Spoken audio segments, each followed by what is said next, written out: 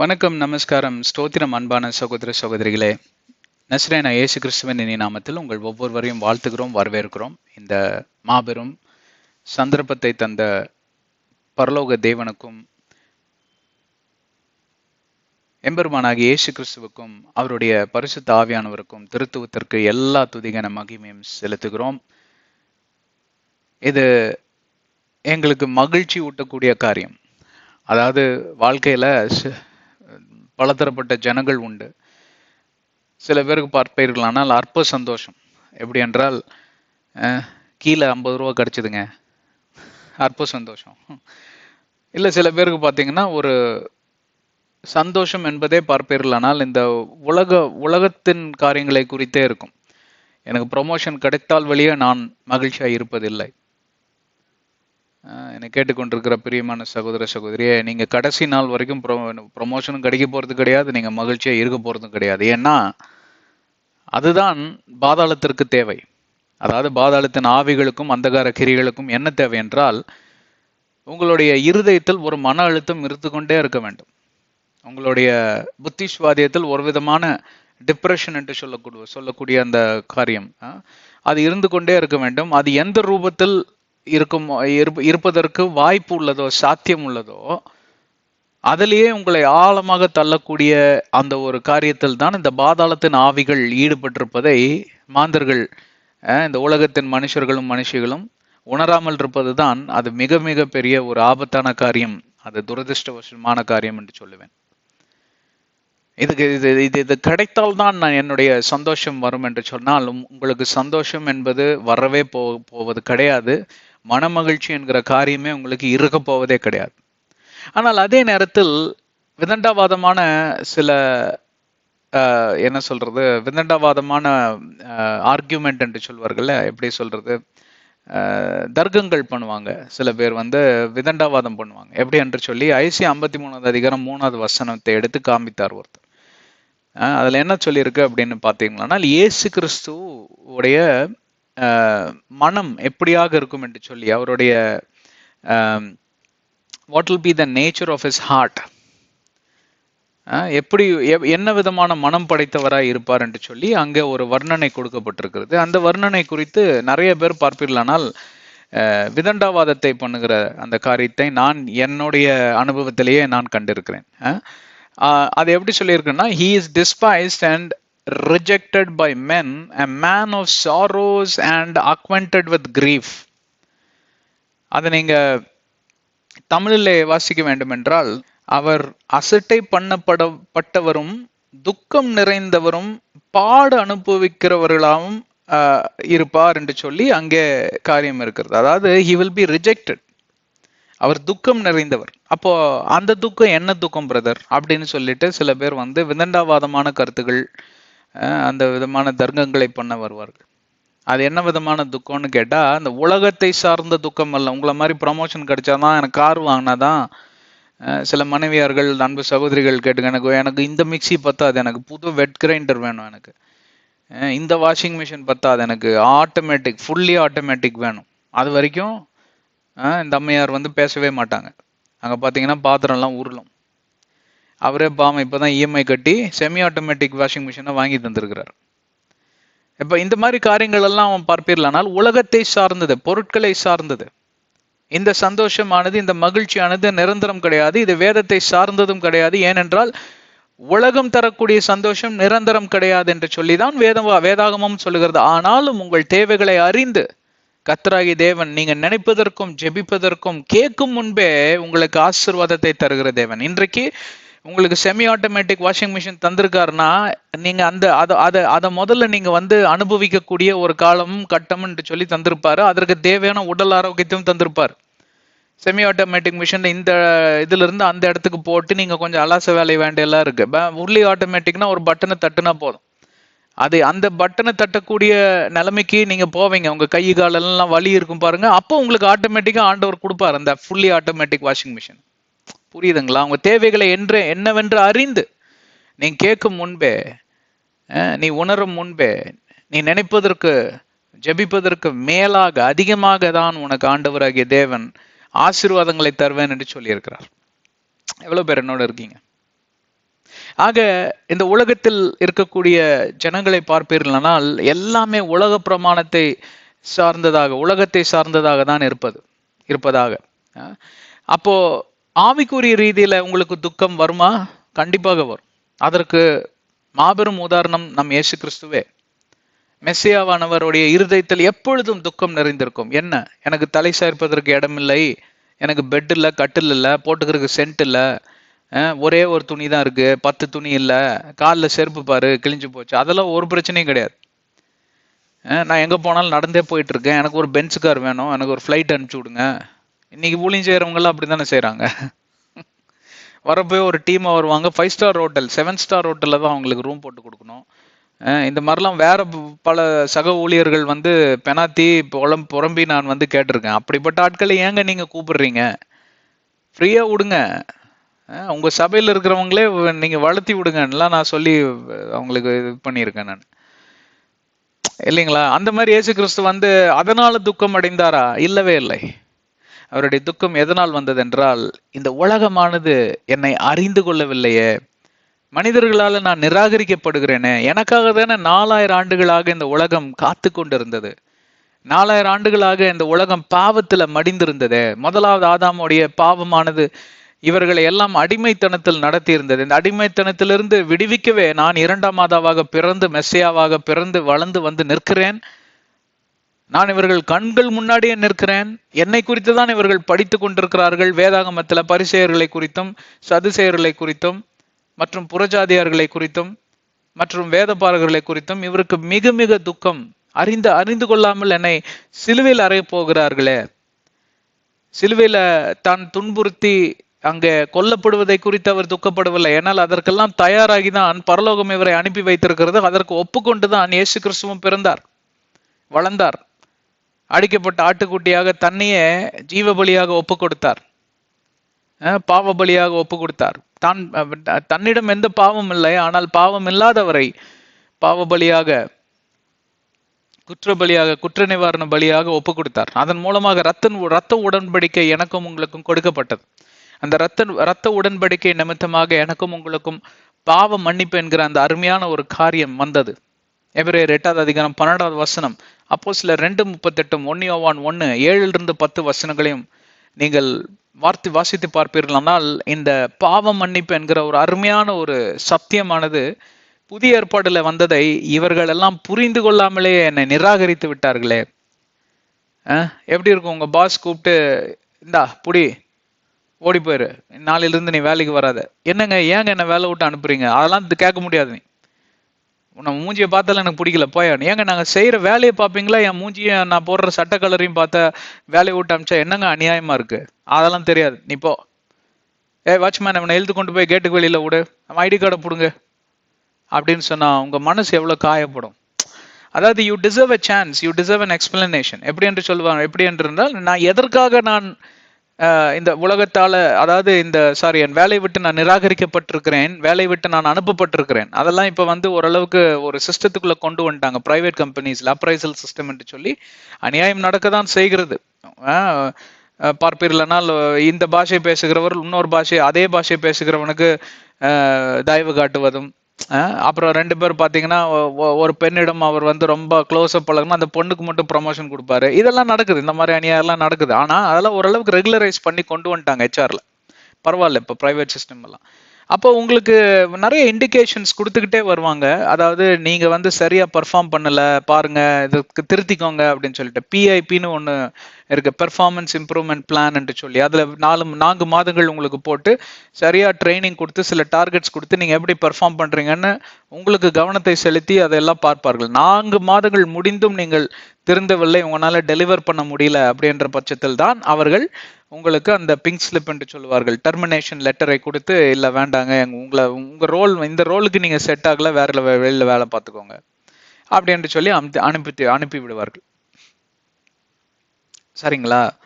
ஆனா நம்ம இயேசு கிறிஸ்து, ஜீசஸ் கிரைஸ்ட், ஆண்டவராகிய இயேசு கிறிஸ்துவுக்கு அந்த மாதிரி எவனுமே வந்து ஒரு அப்ரைசல் சிஸ்டமோ இல்ல ஒரு பிங்க் ஸ்லிப்போ இல்ல ஒரு பிஐபியோ எதுவுமே, பிஐபி போடுற அளவுக்கு அவர் வந்து நான் பெர்ஃபார்மிங் கேண்டிடேட் கிடையாது.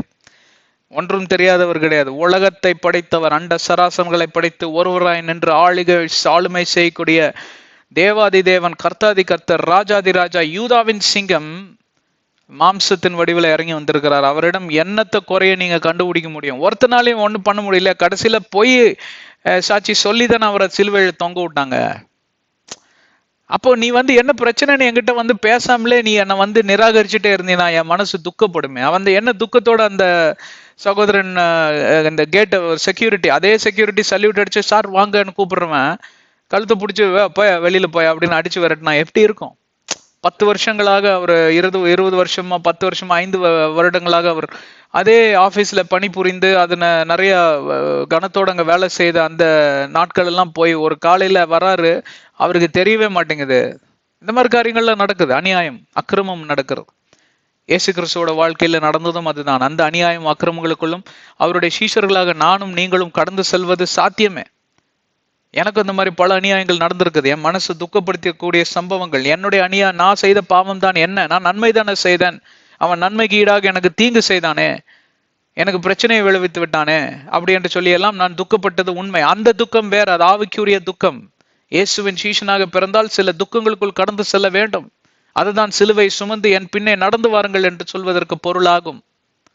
யாரா இருந்தாலும் சரி, எப்படிப்பட்ட ஊழியக்காரனா இருந்தாலும் சரி, ஒவ்வொரு நாளிலும் தீயின் மேல் நடப்பது போலதான், அதாவது முற்செடிகள் மேல படுத்துக் கொள்வதை போலதான். அங்க குத்திக்கிட்டே இருக்கும். ஏதாவது உங்களுக்கு பிரச்சனை வந்துகிட்டே இருக்கும். இது என்னடா கர்மம் இது? நான் இயேசு கிறிஸ்துவை ஏற்றுக்கு முன்பே நான் கத்தோலிக்க மார்க்கத்துல இருந்தேன், நிம்மதியா இருந்தேன். இந்த சாட்சியை நானே பல பேருக்கு கொடுத்துருக்கேன், எனக்கே நான் கொடுத்துருக்கேன், என் ஆண்டவர்கிட்டே சொல்லியிருக்கேன். அது என்ன ஏசப்பா, உங்களை ஏத்துக்கிட்ட பிறகு எங்க இருந்தும் வரானுங்க தம்பி, அதுதான்ப்பா சிலுவை தூக்கிட்டு நடக்கிறது. ஆனால் ஒன்றிலும் நான் குறைவுபடவில்லை. நான் வளர்ந்தேன், நான் சாட்சியாக நின்றேன், நான் எல்லாவற்றிலும் செழித்தோங்க இருந்தேன், போராட்டங்களை நான் மேற்கொண்டேன், பிறரையும் வழி நடத்தக்கூடிய ஒரு ஆற்றலுக்குள்ள என்னை கர்த்தர் கொண்டு வந்திருக்கிறார். நான் பிறருக்கு ஆசீர்வாதமாக இருக்கிறேன், நான் பிறருக்கு வெளிச்சமாக இருக்கிறேன். அதற்கு உதாரணம் தான் இந்த சேனல். எவ்வளவு காரியங்களை நாங்க சொல்லி கொடுத்துட்டு வரோம் இல்லைங்களா? இப்படிப்பட்ட நானாகவே இருந்திருக்க மாட்டேன். நான் கத்தோலிக்கத்தின் மார்க்கத்துல அப்படியே பிசாசுக்கு ஃப்ரெண்டா நல்லா இருந்திருந்தான்னு வைங்களேன். ஒன்னும் பைபிள்லாம் தொடாம, பைபிள் தொடாதவன் எல்லாம் பிசாசுக்கு ஃப்ரெண்டு தான். நீ கத்தோலிக்கனா இருந்துட்டு போ, பெந்தகாஸ்தா இருந்துட்டு போ. பெந்தகாஸ் மாத்திரம் என்ன, ஆவிக்குரிய நாங்க எழுச்சி திருச்சபையில இருக்கிறவங்க பைபிளை தொடக்கூட மாட்டாங்க. ஏன்னா ஆவிக்குரிய அனுபவம் உங்களுக்குள்ளேயே இருப்பாரு. அதுக்கு பேர் என்ன தெரியுமா? Mesmerism, hypnotism. ஆமா, கண்ட ஆவி உன்னை ஆக்கிரமிச்சுட்டு நான் 10 அடி தூக்கி எரியப்பட்டேன், செவுத்துல அடிச்சு கீழே விழுந்தேன். இப்படியெல்லாம் பயங்கரமான விளையாட்டு வேலைகள்லாம் நடக்கிறது. உனக்கும் பைபிளுக்கு என்ன சம்பந்தம்? உனக்கும் கிறிஸ்துவுக்கு என்ன சம்பந்தம்? நீயும் அதே தான். வேதாகமத்தை தொடங்குறவன் தேவனுக்குள் வழி நடந்து வருவான். எப்படியும் அவனுக்கு அந்த வார்த்தை குத்திரும். நீங்க படிச்சுக்கிட்டே இருங்க வேதாகமத்தை, உங்களுக்கு அண்டர்ஸ்டாண்ட் பண்ணிப்பீங்க. புரிந்து அறிந்து நீங்க வேதாகமத்தை அந்த வார்த்தைகளுக்குள் நீங்க கடந்து வந்து விடுவீர்கள். அந்த கட்டமைப்புக்குள் நீங்க வந்து விடுவீர்கள். ஒரு நாள் அது உங்க இருதயத்தை குத்தாம விடாது. அதுதான் எபிரேயர் 4:12. இதற்குள்ளாம் கடந்து போனவன் தான் அடியேன். 30 ஆண்டுகளாக நான் இந்த வேதாகமத்தில் ஆழ்ந்து ஆராய்ந்து, நான் பைபிள் காலேஜுக்கெல்லாம் செல்லவில்லை. ஆனால் இந்த வேதாகமத்திலேயே நான் அப்படியே ஊறி இருந்ததுனால் இந்த வேதாகமம் என்னை நடத்தினது. இந்த வேதாகமத்து நிமித்தமாக நான் ஒருபோதும் செலச்சவனாக இருந்ததே கிடையாது. ஆனால் செழிப்பின் பாதையில் ஆண்டவர் பொருளாதாரத்திலும் சரி, என்னுடைய ஆவிக்குரிய ஜீவியத்திலும் சரி, என்னுடைய நடத்திலும் சரி, என்னுடைய புத்தி சுவாதியத்திலும் சரி, என்னுடைய இருதயத்தை சார்ந்த காரியங்களாம் இருக்கட்டும், எதுவா இருந்தாலும் என்னை செழிப்பின் பாதையில எங்கே சென்றாலும் நான் ஃபர்ஸ்ட் தான். அப்படிதான் ஆண்டவர் என்னை வைத்திருக்கிறார்.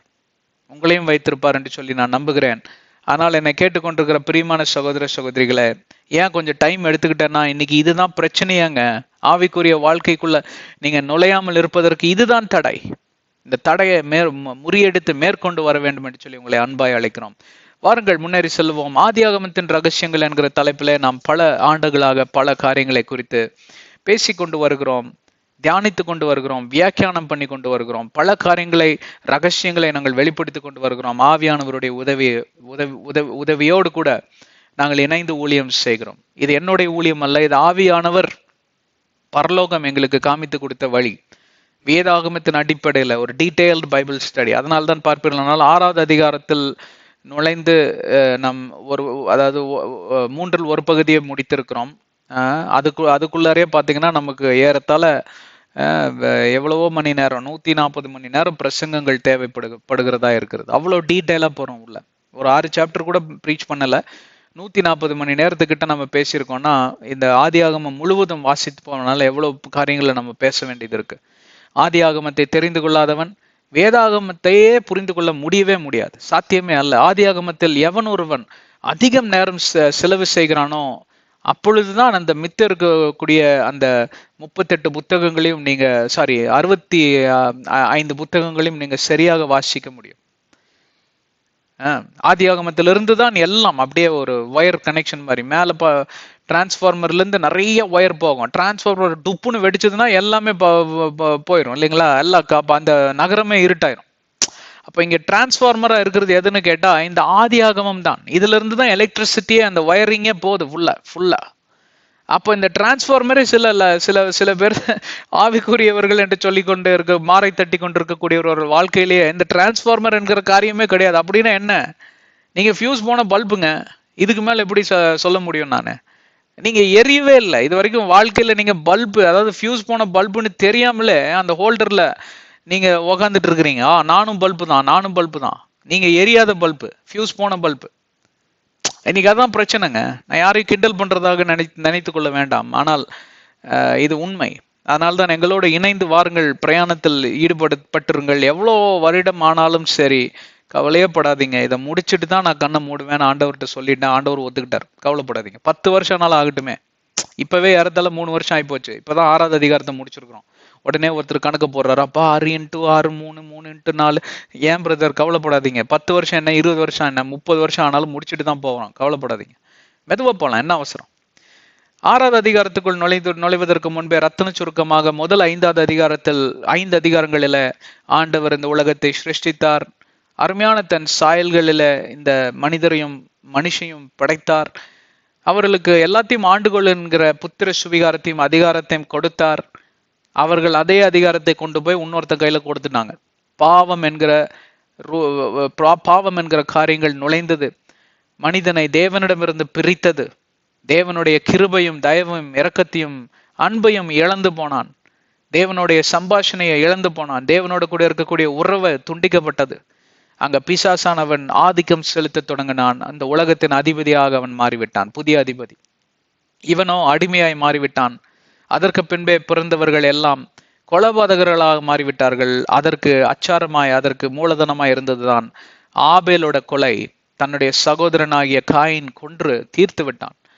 அதற்கு பின்பே ரத்தம் சிந்தப்பட்டதனால் அவன் சபிக்கப்பட்டவனான். சாபமானது பூமியின் மேல வந்தது. அதற்கு பின்பே சாபமானது மனுஷன் மேல வந்தது, மாந்தர்கள் மேல வந்தது, மனுஷர்கள் மேல வந்தது. மனுஷ வர்க்கமே பார்ப்பீர்களானால் அந்த சாபத்திற்கு அடிமையானது. அதனால்தான் ஆதியாகமம் 3:15 இதெல்லாம் நடக்கும் என்ற முன்பே அறிந்திருந்த தேவன் தன்னுடைய ஒரே குமாரனான இயேசு கிறிஸ்து மெசியாவாக வந்து 2வது ஆதாமாக வந்து இந்த உலகத்தை மீட்டெடுப்பார். அடிமைத்தனத்திலிருந்து ரட்சிப்பு என்கிற அந்த விடுதலை தருவார். புத்திர சுவிகாரத்தை மறுபடியுமாய் நீங்கள் பெற்றுக்கொள்ளக்கூடும். தேவனுடைய சம்பாஷணை மறுபடியுமாய் நீங்கள் பெற்றுக்கொள்ளக்கூடும். ஆனால் எவன் ஒருவனும் தேவனுடைய முகத்தை காணவே முடியாது. ஏனென்றால் பாவமானது நம் மாம்சரீகமான அந்த காரியத்தில் அந்த கட்டமைப்புக்குள் இருக்கதான் செய்கிறது. இந்த framework of that body, atomic sin is still reigning. எல்லாமே என்னை புரிந்து கொண்டீர்களா? அந்த வம்ச வழியில வந்தவர்கள் 4 பரிசுத்தவான்கள் தான். ஆபேல் ஒரு பரிசுத்தவான். அதற்கு பின்பே வந்த சேத் என்கிற அந்த சந்ததி, அந்த சந்ததி என்று சொல்ல மாட்டேன், சேத்து பரிசுத்தவான். அந்த சந்ததியில் வந்த ஈனோக்கு தேவனோடு சஞ்சரித்து கொண்டிருந்தார். அவர் தேவனால் எடுக்கப்பட்டார். அதற்கு பின்பே அந்த சந்ததியில் வந்தவர் தான் நோவா. நம் நோவாவை குறித்து ரொம்ப ஆழமாக 6வது அதிகாரம் 1 - 9வது வசனம் 8வது வசனம் வரைக்கும் பார்த்தோம். பல காரியங்களை குறித்து நாம் விவரித்தோம். எதனால் நோவா தேவனுடைய கண்களில் தயவை பெற்றுக்கொண்டார், தேவனுடைய கண்களில் எப்படி அவர் பிரியப்பட்ட பாத்திரமாக மாறினார் என்றெல்லாம் சொல்லி நாங்கள் பல யூகத்துக்குள் கடந்து சென்று பல வியாக்கியானங்கள், சித்திரம் வரைவதை போல நாங்கள் உங்க இருதயத்துல வரைந்திருக்கிறோம் என்று சொல்லி நான் நம்புகிறேன். அதெல்லாம் கேட்டுட்டு வாங்கிங்க, இதெல்லாம் கேட்காம வராதிங்க, ஒன்றும் புரியாது. ஏன்னா நாங்க ஒரு கோர்வா போயிட்டு இருக்கோம். அந்த ஃப்ளோவை நீங்க டிஸ்டர்ப் பண்ணக்கூடாது. நீங்களும் அதே ஃப்ளோவோட கூட எங்களோட சேர்ந்து பிரயாணம் செய்தால்தான் 2 கையும் சேர்ந்து தட்டுனாதான் ஓசை. ஒரு கையில் ஆட்டிட்டு இருந்தா காத்து தான் வரும், யாருக்கும் கேட்காது. நீங்க ஆட்டுறதும் ஒருத்தருக்கும் தெரியாது. ஒருத்தர் கண்ணு தெரியலன்னு வச்சுக்கோங்களேன், நீங்க பாட்டு கையை ஆட்டிக்கிட்டே இருக்கிறீங்க, அவருக்கு ஒண்ணுமே தெரியாது. 2 கை சேர்ந்து அடிச்சுக்கணும், சத்தம் கேக்குதுன்னு இப்படி திரும்புவார் இல்லைங்களா? அப்படி 2 கை, அதுல ஒரு கை நீங்க, இன்னொரு கை நான், 2 பேரும் சேர்ந்து அடிக்கணும். அப்பதான் அந்த ஓசையானது உங்க செவிகளில எட்டும், இருதயத்துக்கு எட்டும். எவ்வளவு பேர் என்னோட இருக்கீங்க? அப்போ தேவனுடைய கண்களில் நோவா ஏன் பிரியமுள்ள பாத்திரமாக திகழ்ந்தார், விளங்கினார் என்று சொல்லி பார்ப்போமானால், அவர் பெருசா அங்கே ஒரு காரியம் பண்ணலையே, அவருக்கு ரொம்ப ஈஸியான ஒரு வாழ்க்கை என்று சொல்லி ஒரு தரப்படும் மக்கள் அங்கே வாக்குவாதம் செய்வதை பார்க்கிறோம். இன்றைய காலகட்டத்துல அட்லீஸ்ட், அதாவது குறைந்தபட்சம் 1663 நியாயப்பிரமாணங்கள், கட்டளைகள், பழைய ஏற்பாடுல 613, புதிய ஏற்பாடுல 1050 இருக்கிறது. அதனால இத்தனை கட்டளைகளையும் கோட்பாடுகளையும் கீழ்ப்படிவது மிக மிக கடினம். அந்த காலங்களில நோவாக்கு அந்த மாதிரி புத்தகமே கிடையாதே. மோசேயால கொடுக்கப்பட்ட நியாயப்பிரமாணங்கள் என்று அந்த காரியமே இல்லை. அப்படி இருக்கிறப்போ இந்த ஒரு மனிதன் மட்டும் வித்தியாசமாக என்னத்தை செய்திருக்க கூடும்? ஆண்டவருடைய கண்களில தயவையும் அந்த பிரியத்தையும் அந்த கிருபையும் பெற்றுக்கொள்வதற்கு. அதாவது குறிப்பாக 8வது வசனத்தை பார்ப்பீர்களானால், Noah found grace in the eyes of the Lord. தேவனுடைய கண்களில நோவாவானவர் கிருபை பெற்றுக்கொண்டார் என்ற ஒரு தரப்பட்ட மொழிபெயர்ப்பும், இன்னொரு தரப்பட்ட மொழிபெயர்ப்பு அவர் தயவை பெற்றுக்கொண்டார் என்கிற அந்த காரியத்தை எல்லாம் நாம் பார்க்கிறோம்.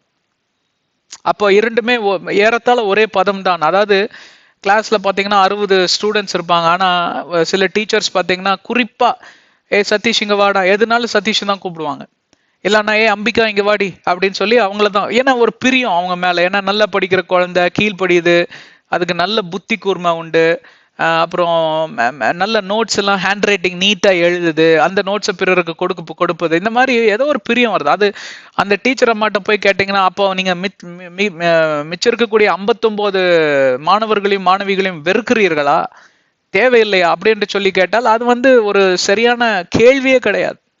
ஏன்னால் அதாவது என்ன சொல்றது, சீஷத்துவம் அப்புறம் குருவானவர் என்று சொல்லி பார்க்கிறப்போ, சீஷத்துவம் குருவை நீங்கள் நேசிப்பதனாலதான் இவரை குருவா ஏற்றுக்கொண்டு நீங்கள் அமர்ந்திருந்து அந்த சீஷத்துவத்துக்குள் நடந்து செல்கிறீர்கள். அதே போல குருவானவரும் பார்ப்பீர்களானால் பல சீஷர்கள் இருப்பார். ஆனால் எந்த சீஷர்களுக்கும் அவர் பாரபட்சம் காட்டாதபடி எல்லாத்தையும் ஒரே சமநிலையில் நடத்துபவர் தான் ஒரு நல்ல குரு, நல்ல ஒரு வாதியார்.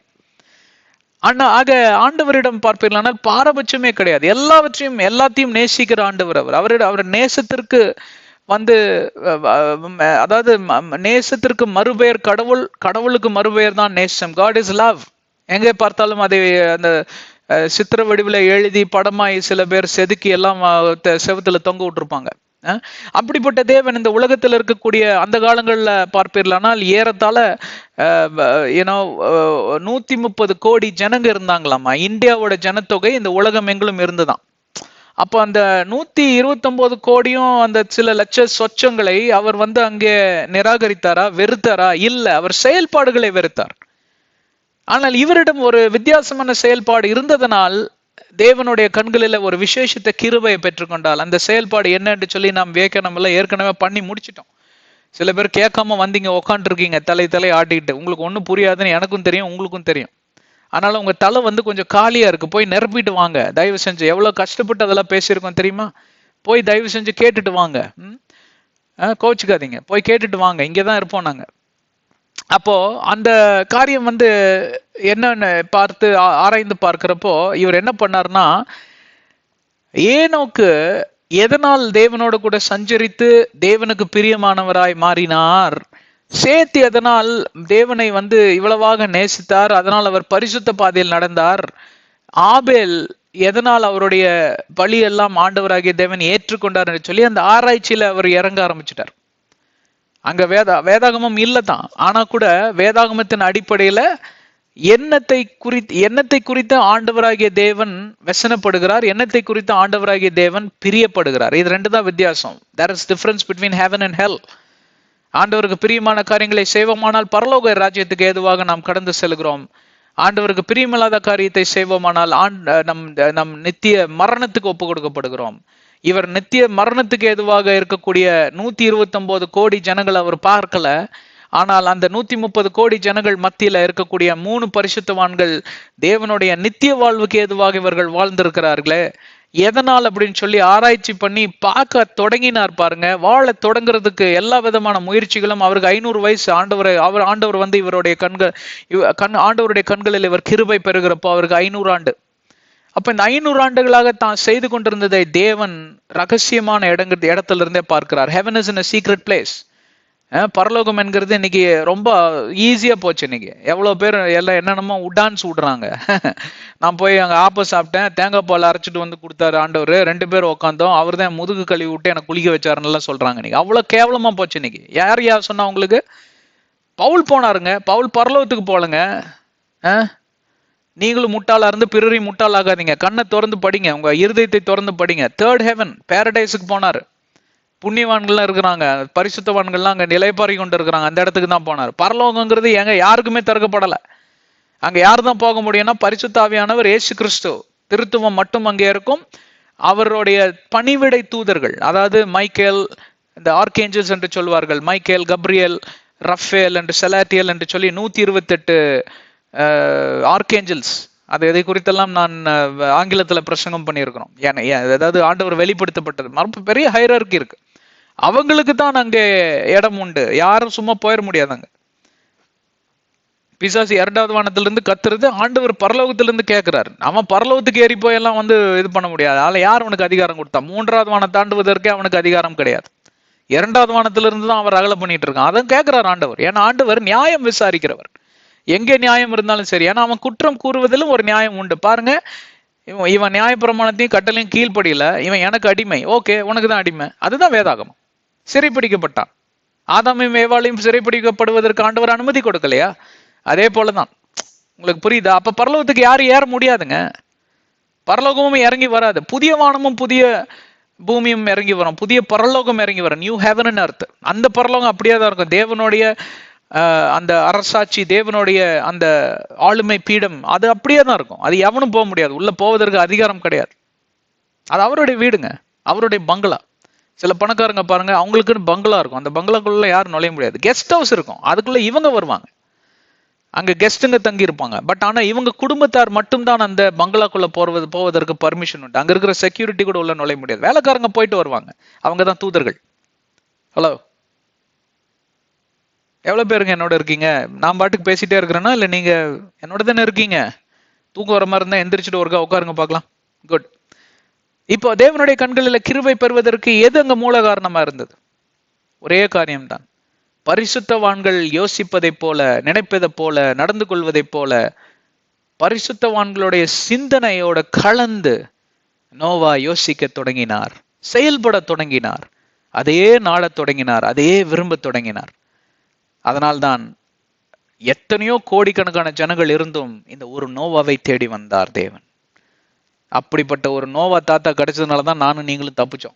இல்லைன்னா நானும் பேசிட்டு இருக்க மாட்டேன், நீங்களும் பேசிட்டு இருக்க மாட்டீங்க. ஜலப்பிரளயத்துல அழிந்தே போயிருக்கும் உலகம். இதை குறித்து தான் நாம் அந்த 6வது அதிகாரத்தை 3 பகுதியா துண்டா பிரிச்சிருக்கிறோம். அப்படிதான் அவங்க எழுதி வச்சிருக்கிறாங்க NKJV வெர்ஷன்ல. முதல் பகுதியை நம்ம பார்த்து முடித்து விட்டோம். 2வது பகுதிக்குள் நுழைந்து விட்டோம். நோவா ப்ளீசஸ் காட் என்கிற தலைப்புல நாம் 9வது வசனத்திலிருந்து 13 வசனம் வரைக்கும் ஒரே முட்டாவை பார்க்கலாம். ஆனா அப்படி பார்த்தோன்னா உங்களுக்கு ஒன்றும் புரியாது. அதனால மெல்லமா போலாம். 9வது வசனத்துக்குள்ள போயிடலாமா? ஏன்னா அது ரொம்ப நாளா பெண்டிங்லேயே இருக்கு. இன்னும் கதையை சொல்லிட்டு இருந்தான்னு வைங்களேன், என்னால ஒன்னும் பேசிக்கிட்டே இருக்க முடியும். அப்ப நம்ம முடிக்க முடியாது ஒண்ணுமே. 9வது வசனத்துக்குள்ள போலாம். This is the genealogy of Noah. Noah was a just man, perfect. In his generation, Noah walked with God. கண்டீர்களா? ஒரு காரியத்தை நீங்க இங்க கவனிக்க வேண்டும். இதற்கு முன்பே இந்த பதத்தை நீங்க எங்கேயோ பார்த்த ஞாபகம் உங்களுக்கு இருக்கா இல்லையா? சொல்லுங்க. யார் ஒருவர் இப்படி ஆண்டவரோடு கூட நடந்து கொண்டு இருந்தா? திருப்புங்க வேதாகமத்தை 4வது அதிகாரத்திற்கு திருப்புங்கள். 24வது வசனம். And Enoch walked with God and he was not, for God took him. இங்க நீங்க ஒரு பெண் இருந்த சர்க்கிள் பண்ண வேண்டிய பதம் என்னவென்றால் walked, நடந்தார். அதே வசனம் இங்க வந்துச்சு பாத்தீங்களா? உன் அவனுடைய நண்பனை பார், அவன் யார் என்று அறிந்து கொள்வாய். Look at his friend and you will know what is your character like அப்படின்னு ஒரு ப்ராவர்ப் இருக்கு, அதாவது ஒரு பழமொழி இருக்கு. நீங்க ஒரு நல்ல சிகரெட் குடிக்கிறவன், இந்த பொறுக்கித்தனம் பண்றவன், இந்த முள்ளுமாரித்தனம் பண்றவன், கேப்மாரித்தனம் பண்றவன், அயோக்கித்தனம் பண்றவன், அக்கிரமம் பண்றவன், அநியாயம் பண்றவன், பொய் சொல்றவன், அப்புறம் குடிவெறியில இருக்கிறவன், காம விகாரத்துல இருக்கிறவன், எல்லா பொம்பளைங்களையும் மன்னிக்கும், பெண்களை பார்ப்பீர்களானால் ரொம்ப இழிவா பேசுறவன், இவங்க மத்தியில எல்லாம் போய் நீங்க கொஞ்ச நாள் அப்படியே உக்காந்துட்டே இருங்க. நீ உக்காந்து பார்க்காதீங்க, பார்க்க கூடாதுங்கிறதுக்கு தான் இதெல்லாம் சொல்லிட்டு இருக்கிறான். உக்காந்து பாக்குறதுக்கு இவரே பர்மிஷன் கொடுத்துட்டாரு. நான் பர்மிஷன்லாம் கொடுக்கல, பரலோகமும் கொடுக்காது. உங்கள் மேல் பிரியமா இருக்கிறதுனால நான் என்னோட உரிமையை மீறி நான் பேசுறதுக்கு எனக்கு எல்லா உரிமையும் நீங்க கொடுத்ததுனால நான் பேசுவேன் என்று சொல்லுகிறேன். நீங்க போக கூடாது கண்டிப்பாக, ஏன்னா நான் உங்களை நேசிக்கிறேன், ஆண்டவர் உங்களை நேசிக்கிறார். அப்படி நீங்க போய் பாருங்க. அப்ப என்ன, நான் அந்த மாதிரி இதெல்லாம் போய் சிக்கிருக்கேன். சில சகவாசங்கள் எல்லாம் சின்ன வயசுலயே, அதெல்லாம் 18 வயசுக்குள்ளேயே முடிஞ்சிருச்சு. பிஞ்சிலேயே பழுத்துவாங்கம்பாங்க. அதுக்குன்னு உடனே யோசிக்காதீங்க. இது வரைக்கும் ஒரு சொட்டு சாராயம் கூட என்னோட நாவல பட்டது கிடையாது. அதற்குன்னு நான் பெரிய பரிசுத்தவானுன்னு சொல்ல முடியாது. அந்த சின்ன வயசுல இருக்கக்கூடிய சேட்டைகள்லாம் இருக்கும் பாத்தீங்களா, சேட்டைகள், இந்த பொய் சொல்றது, கிளாஸுக்கு கட் அடிச்சுட்டு போய் பிளே கிரவுண்ட்ல விளையாடுறது, இந்த மாதிரிலாம் பண்ணியிருக்கேன் நானும். பெரிய பரிசுத்தவான் கிடையாது. விளையாட்டுக்கு தம் அடிச்சது, இதெல்லாம் பண்ணியிருக்கிறேன் நான். ஏன்னா 10 பேர் அடிக்கிறான், குர்ரா அப்படின்னு வாங்கி ஒரு இழுத்து எனக்கு பிடிக்கவே இல்லை. அதனால அது சில நாட்கள் தொடர்ந்தது. ஏன்னு கேட்டா, என் அறியாமலே அவன் 10 பேர் என்ன பண்ணுவான், அப்படியே ஒரு சிகரெட்டை பத்த வச்சு 10 பேருக்கு அப்படியே லைனா கொடுப்பான். 11ஆவது நான் நிற்பேன். கரெக்டா நமக்கு வருமா, அப்போ நான் அங்க புகை இழுத்து உடலைன்னா என்ன கேவலமா கேலி பண்ணுவானுங்க. அந்த மாதிரி சகவாசத்துக்குள்ள சில நாட்கள் நான் மாட்டியிருந்தேன். கத்தோலிக்கத்துல இருக்கிறப்போ, வேதாகமத்தை அறிந்து கொள்ளாதப்போ, தேவனுடைய பரிசுத்த ஆவியானவருடைய அந்த இரத்த உடன்படிக்கை எல்லாம் அறிந்து கொள்ளாதப்போ நானும் போய் மாட்டிருக்கேன். ஏன்? சகவாசம், சேர்க்கை. ஓ பிரதர், நீங்களும் இதெல்லாம் பண்ணியிருக்கீங்களா அப்படின்னு பின்ன நினைச்சீங்கன்னா, நான் பரலோகத்துல இருந்தா குதிச்சு வந்தேன். ஹலோ, பாவியான எண்ணத்தாங்க ஆண்டவர் தன்னுடைய இரத்த உடன்படிக்கை நிமித்தமாக கழுவி துவைத்தெடுத்த இன்றைக்கு நான் ஒரு ஆவிக்குரிய மனுஷனா இருப்பதற்கு இதுதான் காரணம். Never assume there was no sinful past in my life. சில காரியங்களை நான் சொல்லுகிறேன், நிறைய காரியங்கள் உங்களுக்கு தேவையில்லை. ஆனால் நான் பழைய மனிதனாக இல்ல, நான் ஒரு புதிய சிருஷ்டியாய் மாறி இருக்கிறேன். அந்த சாட்சி எனக்கு தெரியும், ஆண்டவரும் அறிவார். உங்களுக்கு தேவையில்லாத காரியம் அது. ஒரு உதாரணத்துக்கு உங்களுக்கு நான் சொன்னேன். ஏன்னா இது இந்த அனுபவத்துக்குள்ள நான் கடந்து போயிருக்கேன். அப்ப எங்க அம்மா என்ன பண்ணுவாங்க தெரியுமா, கூப்பிட்டு என்ன உட்கார வச்சு, ராஜா இது பத்தாது, இன்னும் கொஞ்சம் போய் நல்லா அநியாயம் பண்றவன், ஏன்பா தம்மோட நிறுத்திட்ட, இன்னும் கொஞ்சம் வேற இதெல்லாம் பண்ணலாம்ல, அங்க பாரு நல்லா தண்ணி அடிக்கிற கேங் ஒண்ணு இருக்குன்னு சொல்லியிருப்பாங்க. நீங்க நினைக்கிறீங்க? நான் வீட்டுக்கு ஒரே பையனா, ஒரே குழந்தை, கூட பிறந்தவங்க எல்லாம் ஒருத்தரும் கிடையாது. அதனாலதான் எனக்கு அந்த சகோதரத்துவத்திலையும் அந்த சகோதரிகள் எல்லாம் பாக்குறப்போ அதில் ரொம்ப ஈஸியா மிங்கிள் ஆயிருவேன். நான் எல்லாத்துக்கூடயும் ரொம்ப ஃப்ரெண்ட்லியா பழகுவேன். ஏன்னா அது ஒரு ஏக்கம் எனக்கு இருக்கு, எனக்கு கூட பிறந்தவங்க இல்லையேன்னு. எல்லாத்தையும் என்னால ஒரு சகோதரனாவும் சகோதரியாகவும் ஈஸியா பார்க்க முடியும். அதனாலதான் எனக்கு நிறைய நண்பர்களும் நிறைய என்னை நேசிக்கிறவர்களும் நான் நேசிக்கிறவர்களும் ஏகப்பட்ட பேர் இருக்காங்க. ஆனா அதை விடுங்க, அது என்னோட பர்சனல் மேட்டர், அதை விட்டுருங்க. அப்ப பெல்ட் எடுத்து வச்சு இழுப்பாங்க பாருங்க. இத்தனைக்கு நிறைய விஷயம் எங்க அம்மாவுக்கு தெரியாது, ஆனா கண்டுபிடிச்சிருவாங்க. ஏன் தெரியுமா? எப்படி கண்டுபிடிச்சாங்கன்னு தெரியுமா? கேளுங்க பார்க்கலாம். கூட ஒருத்தன் நிப்பான் பாருங்க. ஸ்கூலுக்கு சீக்ரெட் எல்லாம் பார்ப்பாங்க சில நேரத்துல. அப்ப வீட்டுக்கு வருவானுங்க, என் பேரை கூப்பிட்டுட்டு வீட்டுக்கு வருவானு, யாரா நீன்னு கேட்பாங்க. இல்லை அவன் ஃப்ரெண்ட் அப்படின்னா, அப்படி கண்ணுலயே அழப்பாங்க எங்க அம்மா. அந்த ஞானம் ஆண்டவருக்கு தந்திருக்காங்க, எல்லா பெற்றோருக்கும் இருக்குன்னு நினைக்கிறேன். ஏன்னா அந்த அனுபவத்துக்குள்ள நம்மளுக்கு கடந்து போயிருப்போம்ல. இப்ப நானும் என்னுடைய பொண்ணோட வாழ்க்கையில பார்ப்பீர்களானால் நானும் பார்த்திருக்கேன். ஏன்னா அவ்வளோ ரொம்ப கீழ்ப்படிதல் உள்ள ஒரு பெண். ஆண்டவராகிய தேவன் எங்களுக்கு கொடுத்த ஒரு ஆசீர்வாதம். ஆனாலும் அவர் சிலதெல்லாம் அவங்களுக்கு தெரியாது, போய் மாட்டிக்கிறதுனால, நான் மாட்டிக்க கூடாது என்று சொல்லும் போதுதான் அவங்களுக்கு அந்த ரியலைசேஷன் வரும். அனுபவம் பேசுகிறது. அந்த அனுபவத்துல எங்க அம்மா கண்ணுலயே அளந்து, அவனை போப்போ அவன்லாம் கிடையாதுன்னு சொல்லிட்டு கதவை சாத்திட்டு வச்சு அறாரன்னு அறையுவான். இவன்லாம் உனக்கு ஃப்ரெண்டாடா அப்படின்னு. அப்ப நான் யோசிப்பேன், என்ன எப்படி உங்களுக்கு தெரியும் இவன் ஒரு மோசமா? ஏன்னா எனக்கு தெரியும்ல, ஆனா அந்த சேட்டை எல்லாம் பண்ணணும்னு உங்க மனசு அப்படியே ஆடும், இளமை ஊஞ்சல் ஆடும்ல அந்த நேரத்துல. ஹலோ, நம்ம முதலாவது வசனத்தை நல்லா புரிஞ்சுக்கிட்டாதான் மிச்சத வசனம் எல்லாம் நம்ம இந்த 2வது செக்ஷன் 9 to 13 சரியா பார்க்க முடியும். அதனால ஏதோ கதை சொல்றேன், இவர் சொந்த அனுபவத்தெல்லாம் எடுத்து விடுறாரு அப்படின்லாம் சொல்லாதீங்க. இதெல்லாம் தெரிஞ்சுக்கணும். இதுக்குள்ள நீங்களும் கடந்து போயிருப்பீங்க. நீங்கெல்லாம் அப்படியே பெரிய நீதிமான்கள் மாதிரி நான் ஒருத்தன் தான் பாவின்னு, நம்ம எல்லாம் பாவிகள் தான். அந்த வயது அந்த பிராயத்துக்குள்ள அந்த கடந்து செல்லுகிறப்போ எல்லாரும் பண்றதுதான். இதை விட பெரிய பெரிய காரியங்கள்லாம் பண்ணியிருக்கிறானுங்க. என் கூட இருக்கிறவனுங்க ஜெயிலுக்கெல்லாம் போயிருக்கிறானுங்க. சில பேர் சில ரேப் கேஸ்ல எல்லாம் மாட்டியிருக்கிறானுங்க. அவனுக்கு கூட எனக்கு சகவாசம் கிடையாது, ஆனா எங்க கிளாஸ்ல படிக்கிறானுங்களே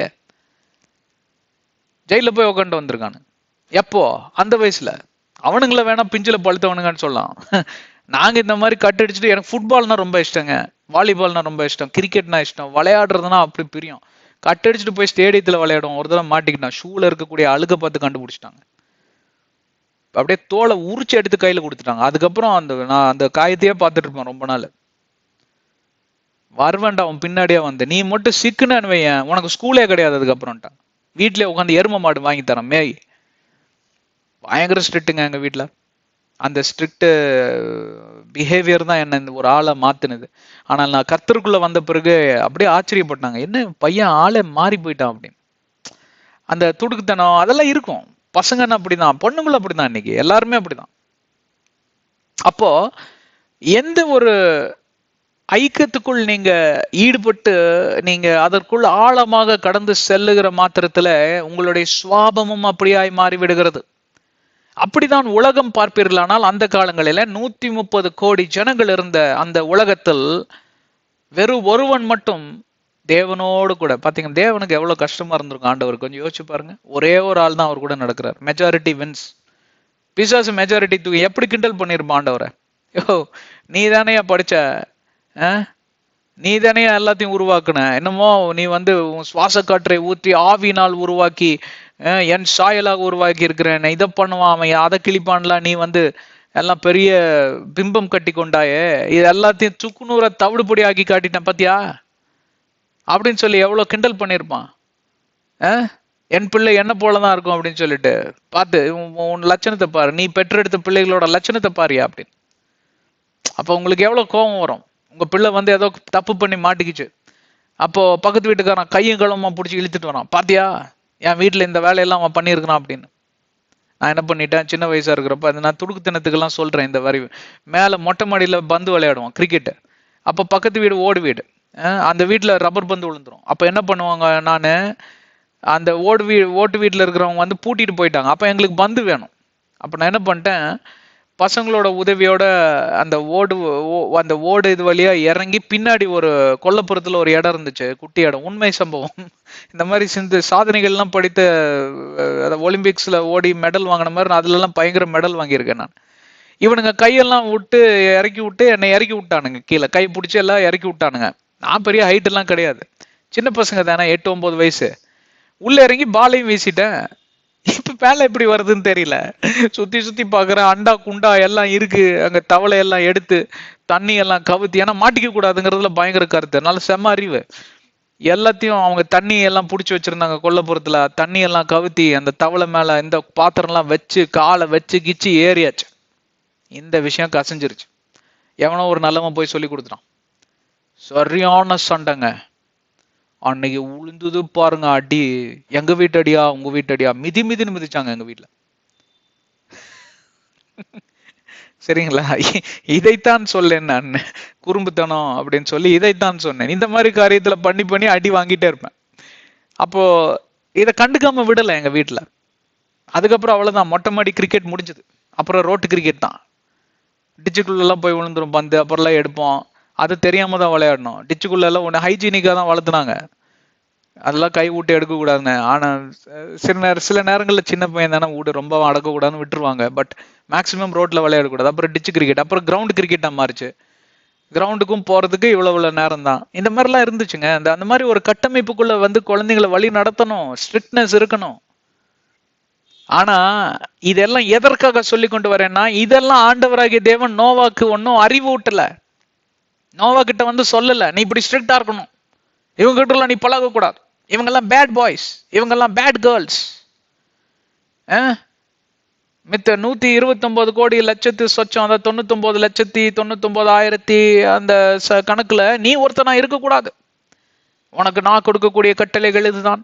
உனக்கு நான் கொடுக்கக்கூடிய கோட்பாடுகள் இதுதான், நீ இப்படிதான் டிசிப்ளினா வரணும், ஏன்னா உன்னை நான் ஏற்கனவே முன் குறிச்சிட்டேன், நீ ஏன் ஆளு அப்படின்னு ஆண்டவர் சொல்லலைங்க. அதுதான் காரியம் இங்க. நோவா walked with Godங்க. God did not walk with Noah before Noah walked with God. Hello, ஆங்கிலத்தில் ரொம்ப ஈஸியா வருது.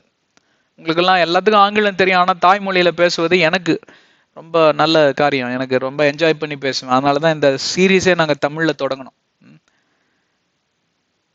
நோவாவானவர் தேவனோட கூட நடந்தார். தேவனாகிய கர்த்தர் நோவாவோடு நடப்பதற்கு முன்பே நோவாவானவர் தேவனோட கூட நடந்ததுனால் நோவாவோடு கூட தேவன் நடக்க தொடங்கினார். இதுதான் இதோடைய பதத்தின் அர்த்தம். இந்த அர்த்தத்தின் காரியம் என்று சொல்லி பார்ப்பீர்களானால், இந்த பதத்தோட அர்த்தத்தை சரியா புரிஞ்சுக்கணும்னா, நோவாவை தேர்ந்தெடுப்பதற்கு காரணம் நோவா ஆண்டவரை தேர்ந்தெடுத்தார். ஹலோ, இது என்னங்க ரொம்ப பெரிய இவரா, ஆண்டவரோட பெரிய ஆளா அப்படின்லாம் கேட்பாங்க நிறைய பேர். ஏன்னா அந்த மாதிரி நிறைய பிரகஸ்பதிங்க இருக்கிறதுனாலதான் இன்னைக்கு நம்ம இந்த நிலைமையில இருக்கிறோம். கிறிஸ்தவமும் இந்த நிலைமையில இருக்கு. இவர் பெரிய உலகத்தின் ரட்சகர் மாதிரியும் இவரு கேட்கிற கேள்வி பார்க்கணும். சில பேர் துடுக்குத்தனமா கேட்பான் கேள்வி. நோவா ஆண்டவரை தேர்ந்தெடுத்தாரா? அந்த அளவுக்கு நோவா பெரிய ஆளா? இங்க பெரிய ஆளா சிறிய ஆளா கிடையாதுங்க. கீழ்ப்படிதல், ஆண்டவரை நேசிக்க கூடிய அந்த மனதுங்க. ஆண்டவருக்கு துக்கத்தின் காரியத்தை நான் தருவதில்லை. ஏன்னா உலகத்தில் இருக்கிற அத்தனை கோடான கோடி ஜனங்க எந்த பக்கம் திரும்பினாலும் எல்லா பயிலும் ஆண்டவருடைய இருதயத்தை வசனப்படுத்தி இருக்கிறான், துக்கப்படுத்தி இருக்கிறான். நான் அதுல ஒருவனா இருக்க மாட்டேன். அதனால் நான் தேவனோட நடக்கும்படி நான் தீர்மானத்தை எடுக்கிறேன். நான் தீர்மானம் எடுக்கிறேன். அவர் தான் என் குரு. அது வரைக்கும் அவர் கண்களில் அவர் படவே இல்லை. அதாவது தேவன் தன்னை வெளிப்படுத்தவே இல்லை. ஹலோ, எவ்வளவு பேர் என்னோட இருக்கீங்க? நான் மெல்லமா தான் ரொம்ப மெதுவா போறேங்க. அதாவது இன்னைக்கு என்னன்னு கேட்டா, நிறைய பேர் தேவனோட போய் தர்க்கம் பண்றாங்க. நீங்க எனக்கு வெளிப்பட்டால் வழிய அடியேன் உங்களை தெரிந்து கொள்வதில்லை. அடியேன் உங்களை இயேசு தேவாதி தேவன் கர்த்தாதி கர்த்தர் வழி சத்தியம் ஜீவன் என்று ஏற்றுக்கொள்வதில்லை. 3 நாட்கள் அடியேன் போய் கதவை சாத்தி கொண்டு சோறு தண்ணி இல்லாமல் நான் அங்கே கடப்பேன். நான் மடிந்தாலும் பரவாயில்லை, நான் மரித்தாலும் பரவாயில்லை, நான் மோட்சம் அடைவேன். இதெல்லாம் விதண்டாவாதம். நீங்க கண்டிப்பா நரகத்துக்கு தான் போவீங்க. அந்த 3 நாள் உங்களுக்கு ஒருவேளை ஏதாவது நீங்க ரத்தம் வந்து எடுத்து செத்து போயிட்டீங்கன்னு வச்சுக்கோங்க. ரொம்ப ஃபாஸ்டிங் ட்ரைனிங் இல்லாதவங்க திடீர்னு போய் 3 நாள் நான் ஃபாஸ்டிங்ல இருப்பேன் அப்படின்னு போய் உக்காந்தீங்க, அங்க அல்சர் ரத்தம் வந்து எடுக்கிறதுக்கு காரணம் என்னன்னு தெரிஞ்சுக்கோ. இது சாபம்லாம் கிடையாது. உடனே யாரோ சூனியம் வச்சுட்டாங்க இப்படி அப்படி போயிடாதீங்க. மெடிக்கலா பாருங்க. என்னாகுன்னு கேட்டா அல்சர்ஸ் ஃபார்ம் ஆயிடும். உங்க குடல் அரிச்சு அல்சர்ஸ் ஃபார்ம் ஆயிடும். Acidity, acid reflux, file reflex, இதெல்லாம் நீங்க அடிச்சு பார்த்துக்கோங்க கூகுள்ல. ஃபாஸ்டிங் அனுபவம் இல்லாதவங்க ஃபாஸ்டிங் அனுபவம் இருக்கிறவங்க கிட்ட போய் கத்துக்கோங்க முதல்ல. புரியுதுங்களா? முதல்ல 1/2 நாள் ஃபாஸ்டிங் வாங்க, 1 நாள் ஃபாஸ்டிங் வாங்க, அப்புறம் உபவாசம் 2 நாளைக்கு போங்க, 3 நாளைக்கு போங்க, 30 நாளைக்கு போங்க, 40 நாளைக்கு போங்க. இந்த அனுபவங்களுக்கெல்லாம் கடந்து சென்றவர் தான் இயேசு கிறிஸ்து. எல்லாரும் நினைச்சிட்டு இருக்கீங்க திடுதிப்புன்னு 30வது ஆண்டுல இயேசு கிறிஸ்து வனாந்தரத்துக்கு எடுக்கப்பட்டு 40 நாள் உபவாசத்திற்குள் சென்று விட்டார் என்று மத்திய 4வது அதிகாரத்தை படிக்கிறப்ப எல்லாரும் நினைச்சுக்கிட்டீங்க 1வது அனுபவத்துக்குள்ள போயிருக்காருன்னு. கிடையாதுங்க. அவர் ஆவியிலையும் வேதத்திலையும் தன்னுடைய நற்சாட்சி நற்குணங்களிலே வளர்ந்தவர். 30 ஆண்டுகளாக இந்த அனுபவங்களுக்குள்ளெல்லாம் இருந்தவர். ரொம்ப ட்ரெயின்டு சோல்ஜர் அவர். இந்த மாதிரி பலமுறை அவர் ஃபாஸ்டிங் இருந்திருக்கிறார். அதுதான் லூக்கா 2:52 சொல்லுகிறது. அந்த சப்ஜெக்டுக்குள்ள நான் போல. இப்ப என்னன்னு கேட்டா, இந்த ட்ரைனிங்குள்ள கடந்து போக நோவா ஆண்டவரை குருவாக தேர்ந்தெடுத்து விட்டார். அதுதான். ஹலோ, அவர் என்ன சொல்றாருன்னா, எனக்கு இன்னும் ட்ரைனிங் பத்தலப்பா, ஆனால் நான் உங்களோட நடப்பது என்று சொல்லி தீர்மானம் மட்டும் எடுத்து விட்டேன். இந்த உலகத்தோடு கூட நான் கலப்பதில்லை. இந்த உலகம் ஒவ்வொருத்தனையும் பாத்தீங்கன்னா ஒவ்வொரு கேங்கா இருக்கும் இல்லைங்களா? எல்லா இடத்துல பாருங்க ஒரு கேங் இருக்கும். ஸ்கூல்ல பார்க்கலாம், நீங்க காலேஜ்ல பார்க்கலாம், உங்க ஏரியால பார்க்கலாம், வேலை செய்யற ஆபீஸ்ல பார்க்கலாம். அந்த கேங்குக்கு ஒரு தலைமை இருப்பான். அவன் நல்லவனா இருப்பான், இல்ல கெட்டவனா இருப்பான். ரெண்டும் கெட்டவனா இருக்கிறதுக்கு வாய்ப்பே கிடையாது. ஒன்னு அவன் நல்லவனா இருப்பான், நல்ல வழியில் நடக்கக்கூடிய ஒரு அருமையான தலைவன். மகாத்மா காந்திஜி இந்த இந்தியா தேசத்திற்கு சுதந்திரம் வாங்கி கொடுத்த தேசப்பிதா அவர். அருமையான ஒரு தலைவராய் எழும்பினார், எல்லாத்தையும் ஒன்றிணைத்தார். அதுக்குன்னு மற்ற தலைவர்கள் எல்லாம் வீணா போனவங்க கிடையாது. ஏகப்பட்ட தலைவர்கள், நேருஜியிலிருந்து ஆரம்பிச்சு ஏகப்பட்ட தலைவர்கள் இருந்தாங்க. எல்லாம் ஒன்னா சேர்ந்து போராடினாலதான் சுதந்திரம் கிடைத்தது. ஆனால் இவர்களை எல்லாம் சரியான ஒரு கோணத்தில் சரியான ஒரு திசையில வழி நடத்தக்கூடிய தேசப்பிதாவாக ஒருவர் தான் இருந்தார். அவர் பேர் மகாத்மா காந்திஜி, இல்லைங்களா? அப்போ மகாத்மா காந்திஜி இந்த தேசத்தையோ தேசத்தின் ஜனங்களையோ தேர்ந்தெடுக்கவில்லை, இந்த தேசத்தின் ஜனங்கள் தான் அவரை தலைவராக தேர்ந்தெடுத்தார். ஹலோ, எவ்வளவு பேர் என்னோட இருக்கீங்க? அதுதான் ஓட்டிங் சிஸ்டம், டெமோக்ரஸி. நான் தான் தலைவன் வந்து எவனாவது உட்காந்துக்க முடியுமா? அடிச்சு துரத்திடுவாங்க இல்லையா, உன்னவன்டா வந்து விட்டான் அப்படின்னு. அதுக்குன்னு ஓட்டிங் வைக்கிறாங்க. அப்ப ஜனங்கள் எல்லாம் சேர்ந்துதான் ஒரு தலைவனை குருவானவராக, அவர் தான் தேசத்தின் பிரதான மந்திரியாக வந்து அமர்கிறார், பிரைம் மினிஸ்டர் ஆஃப் இந்தியா. அதே போல தமிழ்நாடு எடுத்துக்கிட்டீங்கன்னா சீஃப் மினிஸ்டர் ஆஃப் இந்தியா. இன்னைக்கு திரு ஸ்டாலின் ஆனவர் சீஃப் மினிஸ்டரா இருக்கிறார். அவரா வந்து உட்காந்துக்கலையா சீட்ல, நான் நாளையில இருந்து நான் தான் சீஃப் மினிஸ்டர், எவனாவது வந்தானுங்கன்னா அடிப்பாரு, கல் எடுத்து அடிக்கிறேன் பாரு அப்படின்னு சொல்லல. அவர் வந்து he went through the democratic regime, he went through the democracy rules, voting system. அப்ப அங்க தேர்தல் வைக்கப்படுகிறது, எல்லாரும் போய் அங்க ஓட்டு போடுறாங்க. அதுல ஜனங்களால பிரியப்பட்டு தேர்ந்தெடுக்கப்பட்ட முதல் மந்திரியாக அவர் அங்க உட்கார்றார். அதே போலதான் பிரதான் மந்திரி, அதே போலதான் எல்லாரும் தேர்ந்தெடுக்கப்படாதவர்கள் சில பேர் இருக்காங்க, அவங்க பேர் தான் கவர்னர். இப்ப நான் அதுக்குள்ள போயிட்டேன்னா இது அரசியலா மாறிடும். ஏன்னா இந்த கவர்னர்கள் பண்ற விளையாட்டு ஏகப்பட்டதா இருக்குது. அதெல்லாம் நீங்க அரசியல் இதுல போனீங்கன்னா உங்களுக்கு யூடியூப்ல கிடைக்கும். ஏன்னா அவங்க தேர்ந்தெடுக்கப்படாத தலைவர்கள், அவங்க இஷ்டத்துக்கு அவங்க என்னது வேணா பேசுவாங்க, என்ன வேணா விளையாடுவாங்க. அது வந்து வெள்ளைக்காரனால கொடுக்கப்பட்ட ஒரு பதவி. அவங்க பிஹேவியர் வேற மாதிரி இருக்கும். ஜனநாயக சிஸ்டத்துல தேர்ந்தெடுக்கப்பட்ட தலைவர்களுடைய இது பாத்தீங்கன்னா வேற மாதிரி இருக்கும். அதுதான் வித்தியாசம். இப்ப அதை குறித்து நான் பேச வரல, டாபிக் மாறிட்டு இருக்கேன். திருப்பி வாங்க, அரசியல்லாம் வேண்டாம் நமக்கு, அதெல்லாம் பேசுறதுக்கு நான் இங்க வரல. கவர்னர் யாரு, பிரதான் மந்திரி யாரு, அப்புறம் நம்ம முதலமைச்சர் யாரு, அதெல்லாம் நீங்க வந்து எல்லாம் நீங்க படிச்சுக்கோங்க. ஆனா எல்லா அரசியல்வாதிகளும் தேவனுடைய சொல்லுக்கு கட்டளையிட்டுக்கு கீழ்ப்படி தான் நடக்கிறாங்க. ஏன்னா அரசாங்கங்களே அவருடைய தோளில் தான் இயங்கிட்டு இருக்கு, அதை மறந்துடாதீங்க. அரசியல்வாதிங்க நினைச்சான் எடுத்தான் கவுத்தான் முடிவு எடுத்தான்லாம் கிடையாதுங்க. எல்லாருமே தேவனுடைய கட்டளைக்கு தான் கீழ்படுகிறாங்கிறத மறந்துடாதீங்க. அதை விட்டுருங்க. இப்ப இங்க வாங்க இந்த பக்கமா. ஹலோ, என் நேரம் போயிட்டே இருக்கு, ராக்கெட் மாதிரி பறக்குது நேரம். இப்போ நோவா ஒரு மனுஷன், சாதாரண மனுஷன். மிச்சம் 130 கோடி ஜனங்க எப்படி இருக்கிறாங்களோ அதே போல அவரும் ஒரு சாதாரண மனிதனாக தான் இருக்கிறார். ஆனால் அவருடைய புத்தி சுவாதியம் வேற மாதிரியாக செயல்பட தொடங்கியதற்கு காரணம் தன்னுடைய முன்னோடியா இருந்த பரிசுத்தவான்களை வெறும் 3 பேர் தான். ஒன்னு ஆபேல், இரண்டாவது சேத்து, மூணாவது ஏனோக்.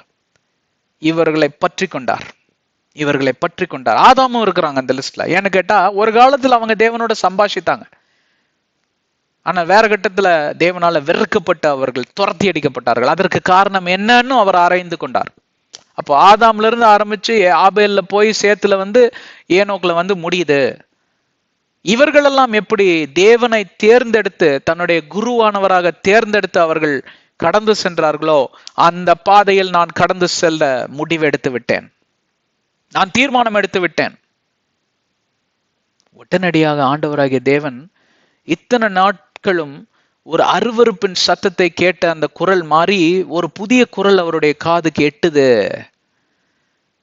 ஒரு அசுசியான ஒரு நாய் செத்தா என்ன வாசம் அடிக்கும் அப்படிதான் இருக்குமாம். ஆண்டவர் பிரியமில்லாத காரியத்தை செய்து பாவத்தில் மடிந்து போய் இந்த காரியத்தெல்லாம் செய்கிறப்போ ஆண்டவர் வந்து அந்த நாய் செத்த வாசத்தை அப்படியே வந்து சுவாசிச்சா எப்படி இருக்குங்க. நடு வீட்டுல ஒருத்தன் செத்த நாயை கொண்டு வந்து போட்டு போயிட்டான்.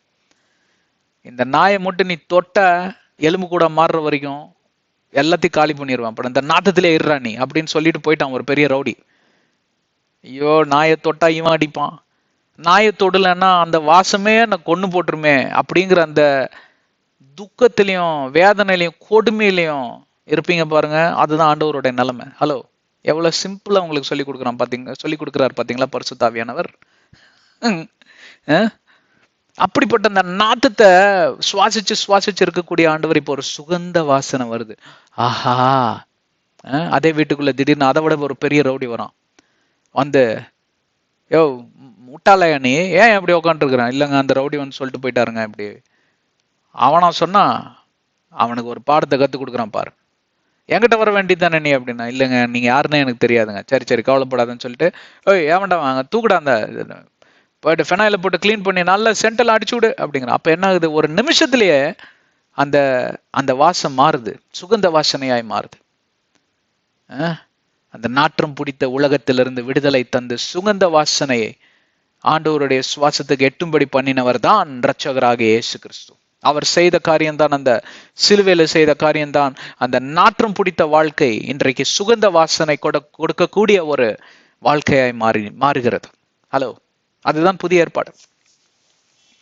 அந்த புதிய ஏற்பாடு இல்லாமலே ஆண்டவராகிய தேவன் ஒரு சுகந்த வாசனையை அங்கே சுவாசிக்க தொடங்கினார்.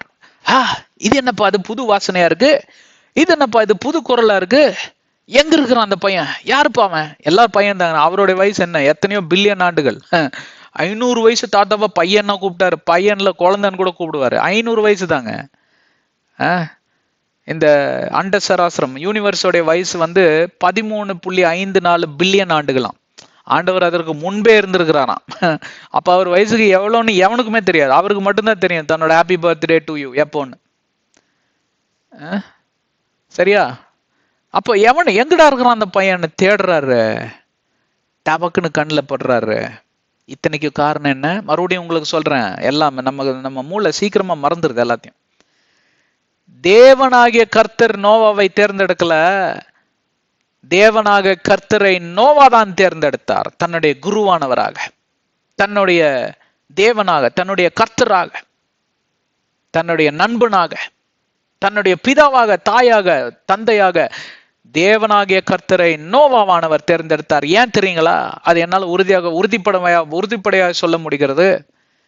ஏனால் அந்த ஃப்ரீ வில், அந்த சுதந்திரம் ஆண்டவராகிய தேவன் எல்லா மனுஷர்களுக்கும் தந்திருக்கார். நிர்பந்திக்கவே மாட்டார். நிர்பந்தம் பண்ணி ஒரு காரியத்தை செய்யன்னு சொல்லுகிறவன் பிசாசு. அதனாலதான் அவன் டீமன் பொசஸர், டீமன் பொசஷன் என்று சொல்லுவார்கள் ஆங்கிலத்துல. ஆனால் பரிசுத்த ஆவியானவர் ஜென்டில் காட், ரொம்ப ஜென்டிலா. நீ கூப்பிட்டாதான் வருவார், அது வரைக்கும் வெளியிலே தான் நிற்பார். எனக்கெல்லாம் அந்த நல்ல பழக்கம் எங்க பெற்றவங்க கட்டு தந்திருக்காங்க. எந்த வீட்டுக்குள்ளேயும் டபக்குன்னு நுழையக்கூடாது. சில பசங்க பாருங்க தெரியாது, சக்குன்னு உள்ள வந்துருவான், கிச்சன் வரைக்கும்லாம் வந்துருவான். ஏன்னா அவங்க வீட்டுல அப்படியே நுழைஞ்சு இவனும் அவங்க அம்மாவோட போய் அப்படியே, அது பிசாசுக்கணும். ஆனா வெளியில நின்று ஜென்டிலா காலிங் பெல் அடிச்சுட்டு அவங்க வர வரைக்கும் வெயிட் பண்ணி அவங்க என்னப்பா யாருப்பா நீ அப்படின்னா, இல்லைங்க ஆண்டி நான் வந்திருக்கேன், உங்க சன்னோட ஃப்ரெண்டு நான் அப்படின்னு. அப்படியாப்பா மேல இருக்கான் போ அப்படின்னு அவங்க அனுமதி கொடுத்த பிறகுதான் நீங்க அவங்க வீட்டுக்குள்ள நுழைவீங்க. ஒரு தடவை பெல் அடிச்சுட்டு நீங்க அவங்க வரலன்னா 2வது தடவை கூட பெல் அடிக்க மாட்டீங்க, பேசாம போயிடுவீங்க. ஏன்? 2வது தடவை பெல் அடிச்சா அவங்களுக்கு நியூசன்ஸ் கொடுக்குறோம். அதுதாங்க ஆவியானவர். ஹலோ, ஆவியானவரே வாரம் வாரம் வாரம் வாரம் நீங்க கூப்பிட வேண்டாம் அப்படியெல்லாம். நீங்க ஆவியானவரே இயேசு கிறிஸ்துவ நான் ஏற்றுக்கொண்டப்பா, எங்கப்பா இருக்கீங்க? நீங்க தான்ப்பா எனக்கு உதவி செய்கிற நண்பன், எங்கப்பா இருக்கீங்க, எங்க போயிட்டீங்க? நீங்க இப்படி சொல்லி அழுகிற மாத்திரத்திலேயே அவர் ஏற்கனவே உங்களுக்குள்ள உங்களோட சேர்ந்து அழுதுட்டு இருப்பார். என் கண்கள் எல்லாம் குளமாயிற்று. ஏன்னா இது ஒரு ஆவிக்குரிய அனுபவம். நீங்க ஆவியானவரை நினைத்து நீங்க அவருடைய வழி நடத்த அந்த அற்புத புயங்கள் எல்லாம் நினைத்து பார்ப்பீங்களானால் கண்கள் எல்லாம் குளமாயிருங்க. நீங்க 2வது தடவை கூப்பிடவே வேண்டாங்க. ஒரு தடவை பெல் அடிச்சப்போ அந்த டபக்குன்னு உள்ள என்னப்பா என்ன கூப்பிட்டியாப்பா நீ, அதுக்கவசரம் தான்ப்பா நான் வெயிட்டிங், வெளியில காத்துக்கொண்டே இருக்கேன். அப்படி கூப்பிட்டோன்னா இந்த ஆவியானவருடைய குணாதிசயம், ஆவியானவர் தனியா கிடையாதுங்க, தேவனுடைய குணாதிசயம் படைத்தவர் தான் ஆவியானவர்.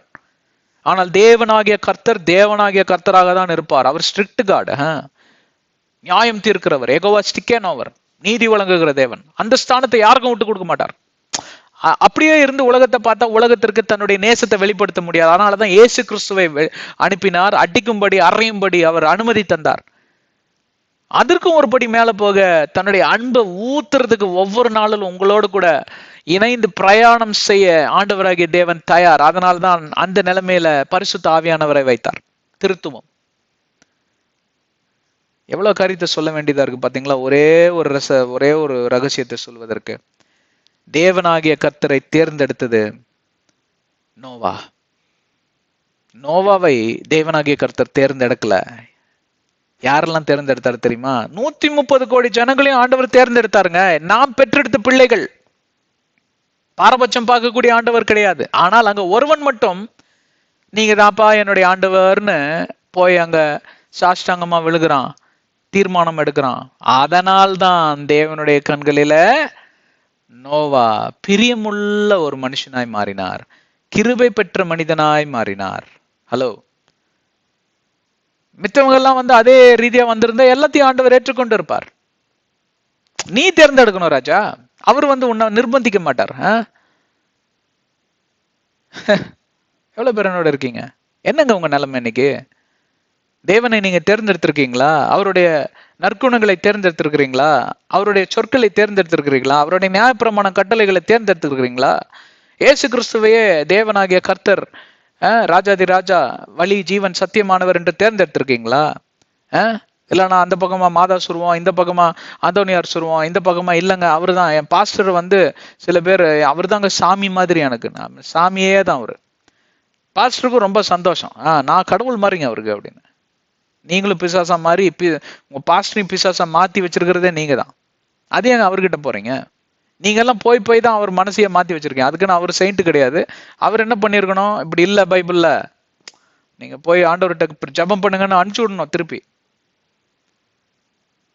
சரிங்க, என்னோட டைம் ஆயிடுச்சு, நேரம் ஆயிடுச்சு. இந்த அத்தியாயத்தை ரொம்ப என்ஜாய் பண்ணி கேட்டிருப்பீங்கன்னு நான் நம்புறேன். தெரிஞ்சவங்களுக்கெல்லாம் ஷேர் பண்ணுங்க. அர்த்தத்தை புரிஞ்சுட்டு இருப்பீங்கன்னு நான் நம்புறேன்.